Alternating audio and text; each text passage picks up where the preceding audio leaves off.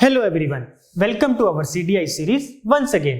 आज हम लोग डिस्कस करने जा रहे हैं एक और ग्रुपिंग को जिसका नाम है वेस्ट एशिया क्वाड। और ये ग्रुपिंग अभी रिसेंटली ही फॉर्मेशन में आता है।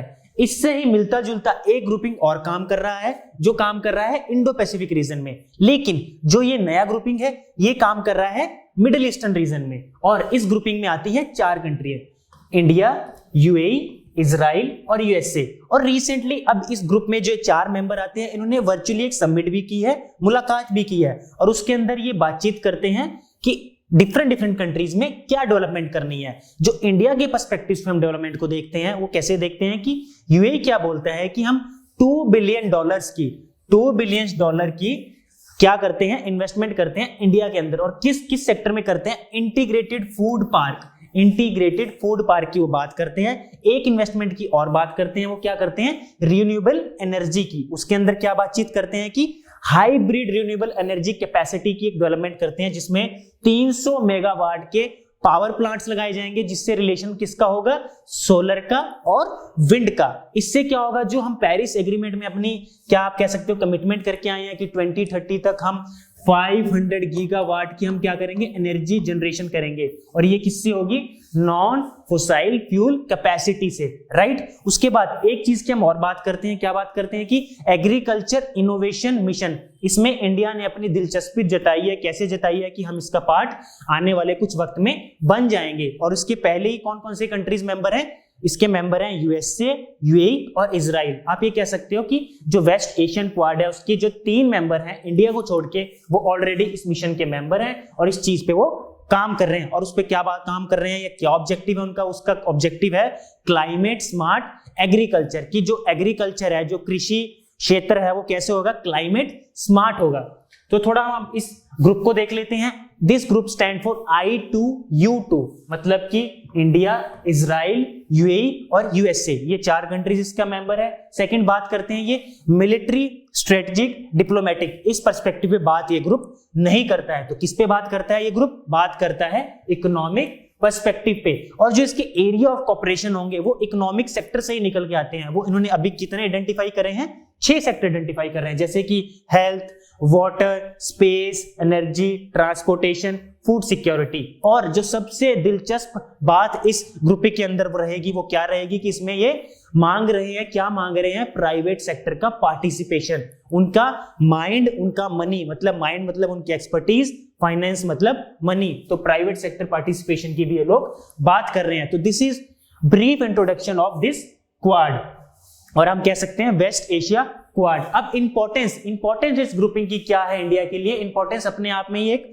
दिलचस्प है, देखने वाली है। क्या अगर इंडिया इस ग्रुप का मेंबर है या इस ग्रुपिंग का में हिस्सेदारी अपनी देख रहा है, तो कैसे देख रहा है वो, फर्स्ट ऑफ ऑल उसको उसमें क्या रेलेवेंसी दिखाई दे रही है, वो रेलेवेंसी दिखाई दे रही है कि वो इनहेंस्ड करेगा इंडिया का जो विजन है, net security provider in the Indian Ocean region, उस विजन को इंडिया के इनहेंस करेगा।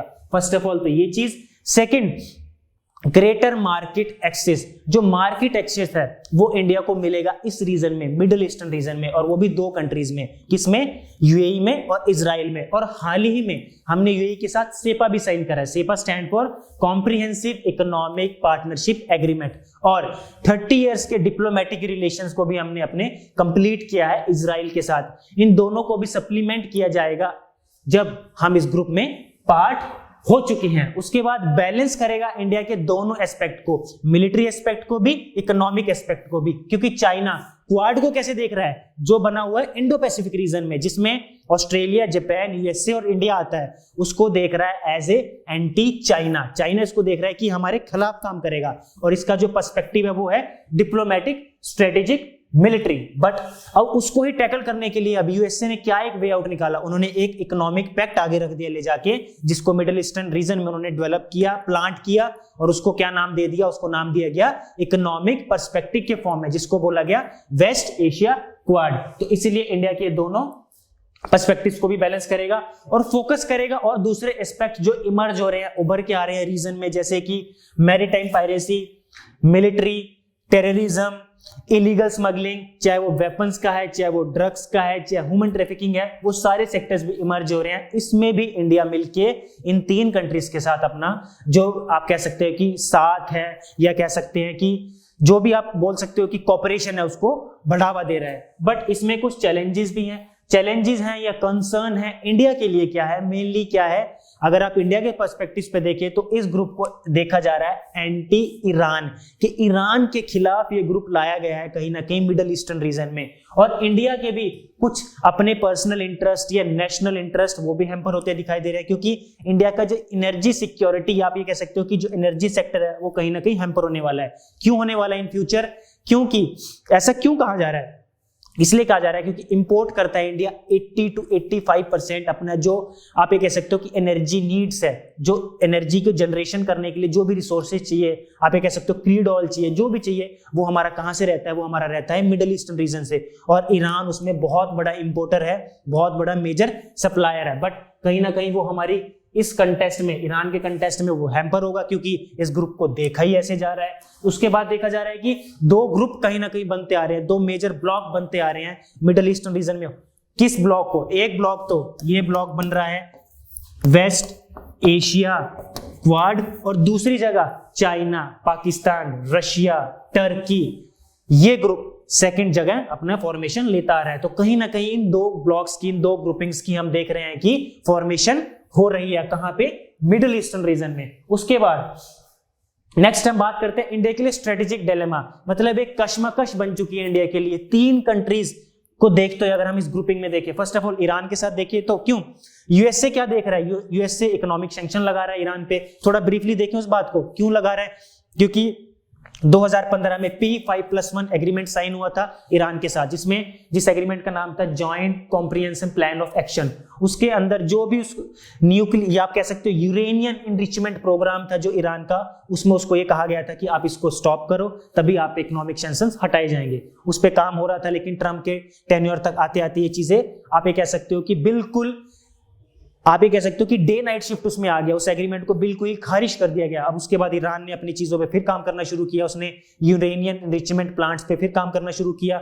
उसके बाद वो उस डील से बाहर होता है, उसके बाद यूएस से भी बाहर होता है। बट अब इंडिया पे प्रेशराइज बनाया जा रहा है, प्रेशर किया जा रहा है इंडिया को कि इंडिया इस चीज में कोई ना कोई मेडिएशन आके कोई ना कोई अपना एक सोल्यूशन निकाले। तो sir first of all strategic dilemma ये है। दूसरा, रशिया के साथ जो जिस वॉर को होते होते अब 11 से 12 महीने होने को आया है, मोटा मोटा 1 साल होने को आया है, इंडिया पे बार बार प्रेशर किया क्रिएट कर रहा है यूएसए कि आप रशिया को कहीं ना कहीं थ्रू मेडिएशन, थ्रू फॉर्मल मीटिंग्स बोले कि इस वॉर को स्टॉप करें।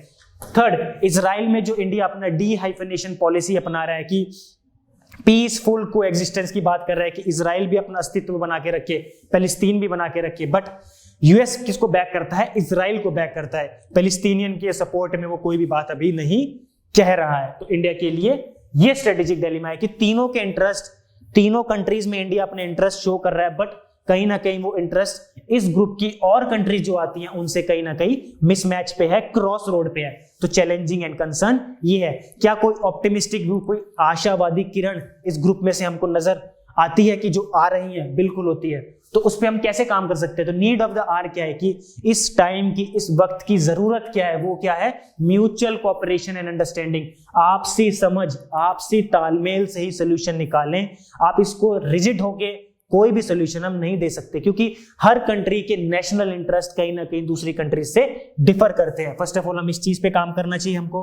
पीसफुल कोएग्जिस्टेंस की, हर कंट्री का एक अस्तित्व है, सोवरेनिटी है, पॉलिटिकल इंडिपेंडेंस है, टेरिटोरियल इंटीग्रिटी है, तो उस चीजों में हम कवर करते हैं पीसफुल कोएग्जिस्टेंस को। ये इंडिया बात करते हैं इस चीज पे, और कहीं ना कहीं इंडिया ये प्रस्ताव, ये प्रपोजल, ये इनिशिएटिव भी आगे रखता है कि जो अदर इमर्जिंग सेक्टर्स हैं, अदर इमर्जिंग एस्पेक्ट्स हैं, हमें उस पर भी फोकस करना चाहिए। जैसे कि ग्लोबल टेररिज्म अपने आप में ये कि उभरते हुए आप ये कह सकते हो कि एक चैलेंज है। जो आतंकवाद ग्लोबल लेवल पे जो काम कर रहा है कि उस पर कहीं ना कहीं हमें कदम उठाने चाहिए। सेकंड, फूड सिक्योरिटी पे। उसके बाद जो अभी हमने पेंडेमिक देखा, 2 साल जिस पेंडेमिक में हम रहे, उसके बाद जो इकोनॉमी रिकवरी कर रही है, तो पोस्ट कोविड इकोनॉमी ग्रोथ या इकोनॉमिक रिकवरी, उस पे हमें काम करना चाहिए। ठीक है, आप ये कह सकते हो इलीगल ड्रग्स का जो व्यापार चल रहा है, ह्यूमन ट्रैफिकिंग का जो चल रहा है, इन चीजों पे काम करना चाहिए, वुमेन एम्पावरमेंट पे काम करना चाहिए, जितने भी सेक्शंस हैं इनको हमें एक्सप्लोर करना चाहिए, क्योंकि जैसे कि ये सारी कंट्रीज हैं, इनमें कहीं ना कहीं ये कंट्रीज की अलग अलग टेक्नोलॉजी के साथ ये लेके आते हैं।